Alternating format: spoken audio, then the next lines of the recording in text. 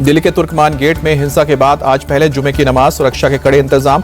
Police ने मस्जिद में नमाज पढ़ने की इजाजत नहीं दी। पुलिस ने नमाजियों को घर में नमाज पढ़ने के निर्देश दिए। तुर्कमान गेट की गलियों में पसरा सन्नाटा। दिल्ली के तुर्कमान गेट हिंसा के मामले में एक और गिरफ्तारी। पुलिस ने मोहम्मद इमरान नाम के आरोपी को पकड़ा। मामले में अब तक कुल 12 आरोपी अरेस्ट। दिल्ली के तुर्कमान गेट में पत्थरबाजी के मामले में दिल्ली पुलिस ने फैज़ इलाही मस्जिद के सामने से जुटाए सबूत। 3 बोरी पत्थर बतौर सबूत कोर्ट में करेगी पेश।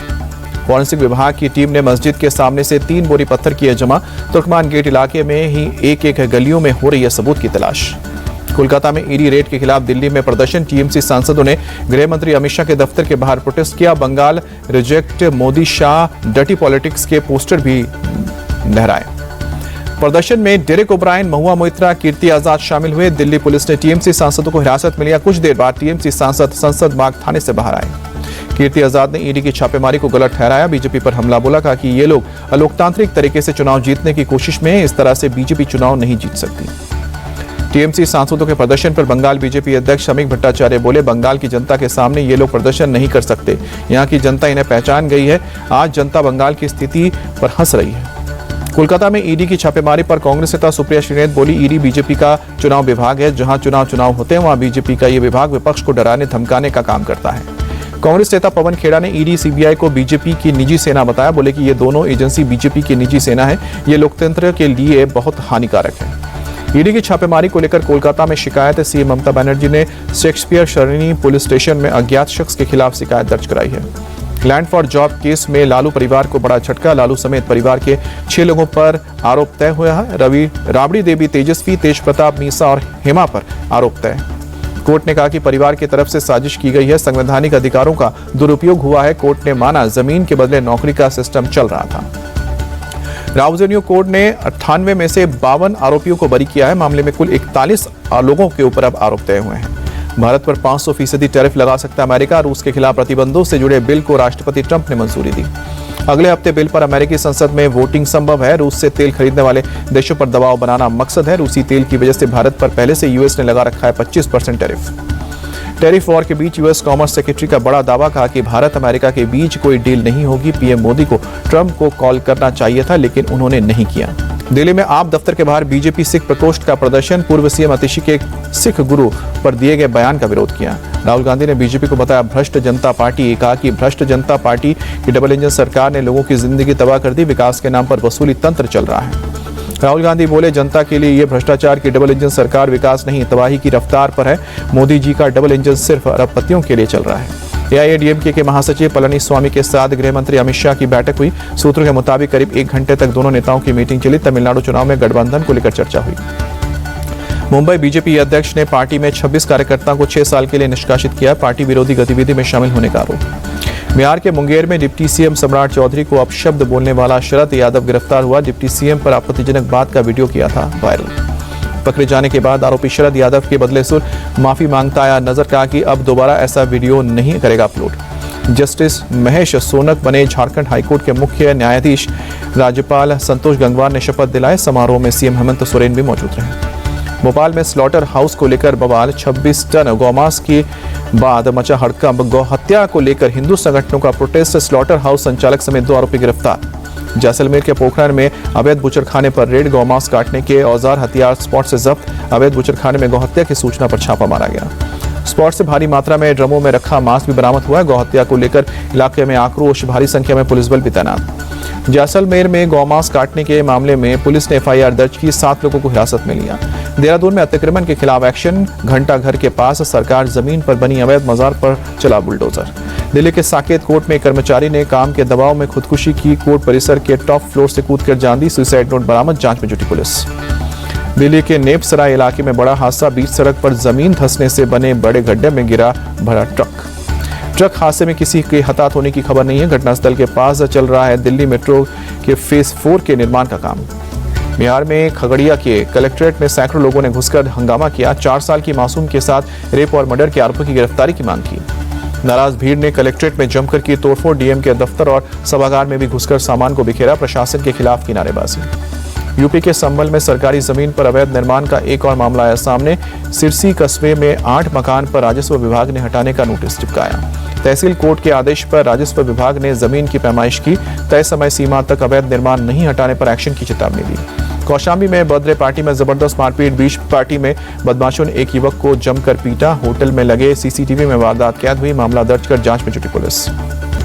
यूपी के गाजियाबाद में थूक कर रोटी बनाने का वीडियो आया सामने। पुलिस ने आरोपी वर्कर को हिरासत में लिया। पुलिस आरोपी के खिलाफ कर रही है कार्रवाई।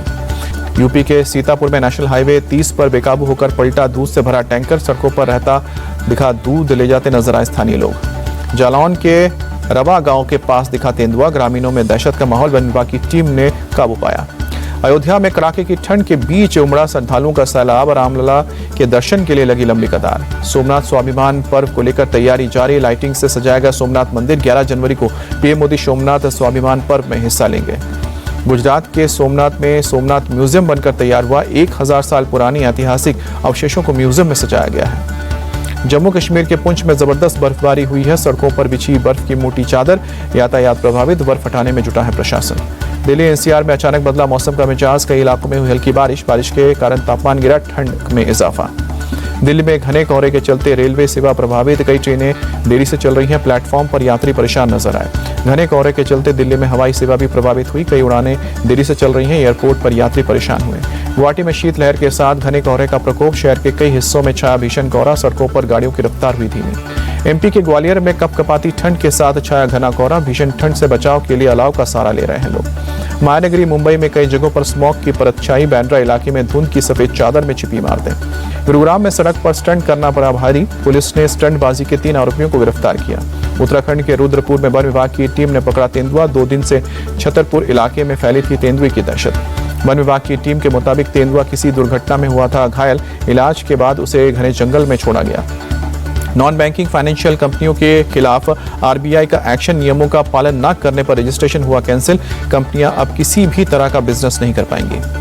13 जनवरी को खुलेगा अमाकी मीडिया लैब्स का आईपीओ। 1788 करोड़ का इश्यू लॉन्च करेगी कंपनी।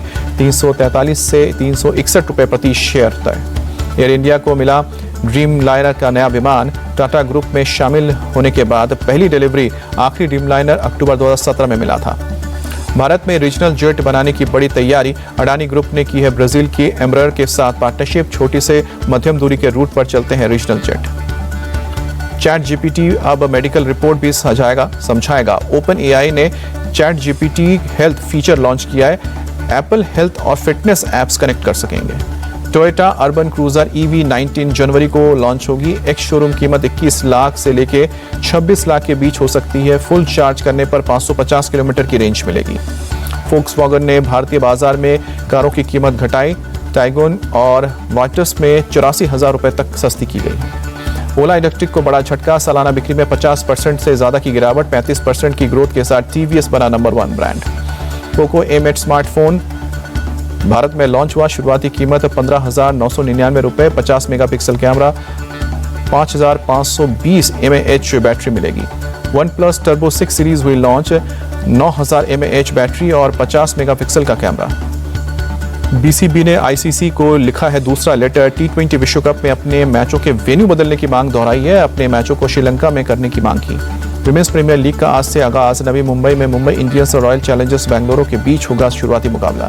नवी मुंबई में शाम 7:30 बजे से शुरू होगा मैच। हरमनप्रीत की कैप्टनसी में मुंबई 2025 में बनी चैंपियन। स्मृति मंधाना ने 2024 में आरसीबी को बनाया था विजेता। मुंबई इंडियंस 2 बार बनी है विमेंस प्रीमियर लीग की चैंपियन। आरसीबी ने 1 बार किया है कप पर कब्जा। WPL में दोनों टीमों के बीच कांटे की टक्कर। अब तक खेले गए 7 मुकाबलों में मुंबई इंडियंस ने 4 में दर्ज की है जीत। आरसीबी की टीम को 3 मैचों में मिली है जीत। न्यूजीलैंड के खिलाफ T20 सीरीज से पहले टीम इंडिया को लगा बड़ा झटका। सर्जरी की वजह से तिलक वर्मा शुरू के 3 T20 मैचों से हुए बाहर। सीरीज के 2 मैचों में वापसी फिटनेस पर निर्भर। मेडिकल टीम रिकवरी पर बारीकी से रख रही है नजर। पूरी तरह से फिट होने पर ही होगी मैदान पर वापसी। मुंबई के सरफराज खान ने लिस्ट क्रिकेट में रचा इतिहास। विजय हजारे ट्रॉफी में 15 गेंदों पर लगाया 50। सबसे तेज 50 लगाने का बनाया रिकॉर्ड। ऋतुराज गायकवाड़ ने लिस्ट ए क्रिकेट में रचा इतिहास। सबसे तेज 20 शतक बनाने वाले खिलाड़ी बने। विजय हजारे ट्रॉफी में लगाया 15वां शतक। अंकित बाम्बे के सबसे अधिक 15 शतक की बराबरी की। विजय हजारे ट्रॉफी में क्वार्टर फाइनल की 8 टीमें फाइनल हुई। दिल्ली, मुंबई, कर्नाटक, मध्य प्रदेश की टीम क्वार्टर फाइनल में पहुंची। यूपी, सौराष्ट्र, विदर्भ और पंजाब की टीम ने बनाई है जगह।